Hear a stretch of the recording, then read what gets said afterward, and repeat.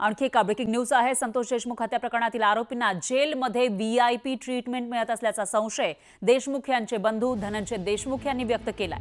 आरोपींना जेलमध्ये कोणीतरी जाऊन भेटतंय असा संशय त्यांनी व्यक्त केला आहे। तर न्याय मिळाला नाही तर अन्नत्याग आंदोलन करू असा इशारा सुद्धा देशमुख कुटुंबियांनी दिलेला होता। पण त्यानंतरही सरकारचं शिष्टमंडळ भेटायला आलं नाही असं धनंजय देशमुख यांनी म्हटलंय। केवळ केस पोलीस ठाण्याचे पोलीस निरीक्षक भेटायला आले होते असंही त्यांनी सांगितलं। मनोज जरांगे पाटील यांनी आज देशमुख कुटुंबांनी गावकऱ्यांची भेट घेतली।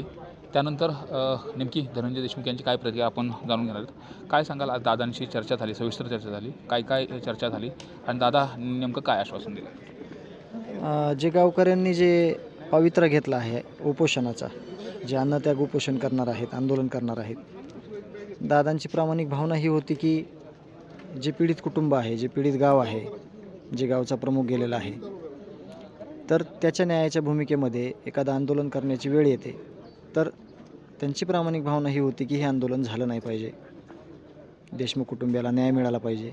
आणि ज्या काही मागण्या आहेत, मग त्याच्यात फरार आरोपी आहे तो कधी पकडणार आहेत, सरकारी वकिलाची नियुक्ती कधी करणार आहेत, आणि जे या आरोपींचं समर्थन करतायत, ज्या आरोपींना पालनपोषण करतायत, घटना घडण्याच्या अगोदर, घटना घडताना, घटनानंतर आणि आत्तापर्यंत जे लोक या आरोपींना साथ देत आहेत, त्या लोकांसंदर्भात काय कारवाई करणार आहात, याविषयी कुठलीही माहिती कोणालाही नसणे, या संदर्भात या आंदोलनाची दिशा ठरवलेली आहे। आणि त्यावरच दादा आले होते की हे तुम्ही करू नका म्हणणं हेही त्यांना अवघड होतं आणि करा हेही त्यांना अवघड होत होतं। तरी देखील त्यांनी सांगितलं की गावकरी जे निर्णय घेतील त्या निर्णयात मी देखील असेल। आम्ही त्यांना परत विनंती केली की दादा, तुम्ही उपोषण आत्ताच केलेलं आहे, तुमचे शरीर साथ देत नाही, तुम्ही इथं या, पण आंदोलन हे गावकरी आणि कुटुंबीय करेल आणि त्यांचा जो पवित्रा आहे तो असणार आहे आंदोलनाचा, त्यात काही बदल होणार नाही। सुरेश जाधव, न्यूज 18 लोकमत, बीड।